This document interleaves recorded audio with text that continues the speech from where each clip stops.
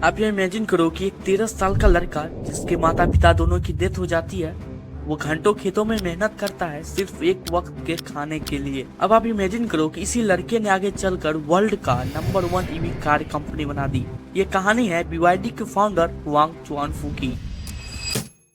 तो इस कहानी की शुरुआत होती है 1966 से, जब चाइना के गरीब जोन अनहुई में जन्म हुआ वांग चुआनफू का।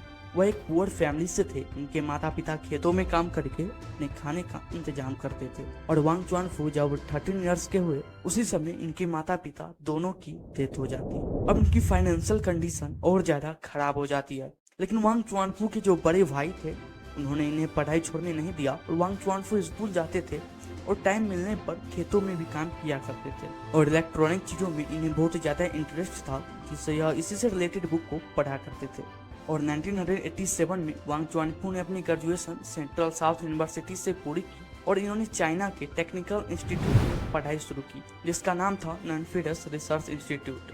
यहाँ इन्होंने बैटरी पर अच्छी तरीके से रिसर्च की, जिससे इन्हें यह पता चला कि बैटरी काम कैसे करती है और इसके बनाने की प्रोसेस क्या है। और 1995 में वांग चुआनफू ने शुरू की एक छोटी सी बैटरी कंपनी BYD, यानी बिल्ड योर ड्रीम।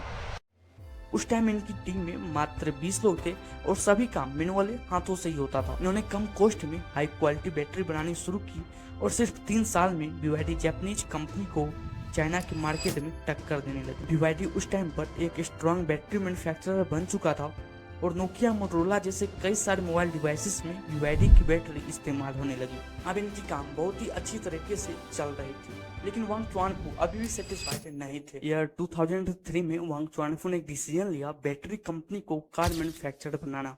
उनके इस डिसीजन से लोग इन पर हंसने लगे और कहने लगे कि अब बैटरी बनाने वाली कंपनी भी कार बनाएगी।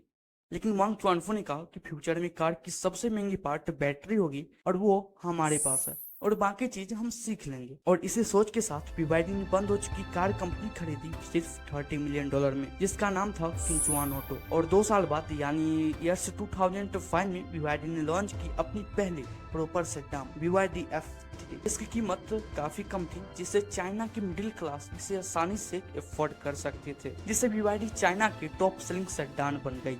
अब आया 2008, जब बहुत सारी कंपनी फ्लॉप हो रही थी, लेकिन BYD इस समय भी काफी ग्रो कर रही थी। और 15 दिसंबर 2008 को BYD ने लॉन्च किया BYD F3 TN, जो दुनिया की पहली प्लग इन हाइब्रिड कार थी।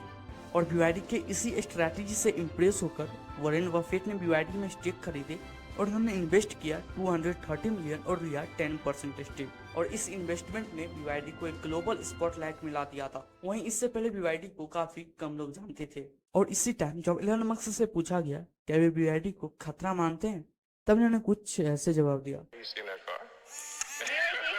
यानी टेस्ला BYD को अपना कॉम्पिटिटर मानने को तैयार ही नहीं था। अब टेस्ला और BYD का सपना भले ही एक जैसा था, लेकिन रास्ता बिल्कुल अलग। टेस्ला ने चुना लग्जरी का रास्ता, जिसमें उनकी गाड़ियां 14 से 15 लाख में मिलती थी।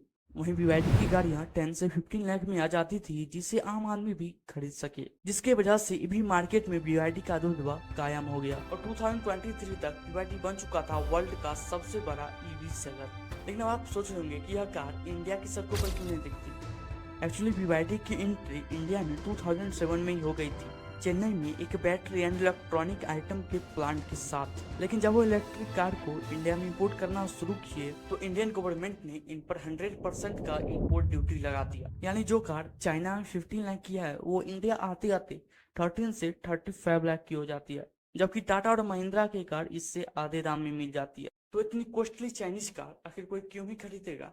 तो आप सोच रहे होंगे कि BYD लोकल मैन्युफैक्चरिंग क्यों नहीं करता। असल में BYD ने इंडिया में मैन्युफैक्चरिंग को लेकर इंटरेस्ट दिखाया था, लेकिन गवर्नमेंट ने BYD को इंडिया में मैन्युफैक्चरिंग करने का परमिशन नहीं दिया। लेकिन फिर भी ये 2024 में महिंद्रा ने लगभग 7000 इलेक्ट्रिक कार बेची, टाटा ने लगभग 61,000 इलेक्ट्रिक कार बेची और टेस्ला ने 18 लाख इलेक्ट्रिक कार बेची। वहीं अकेले BYD ने 4.27 मिलियन ईवी कार बेची। यानी दुनिया का number 1 EV car supply BYD है।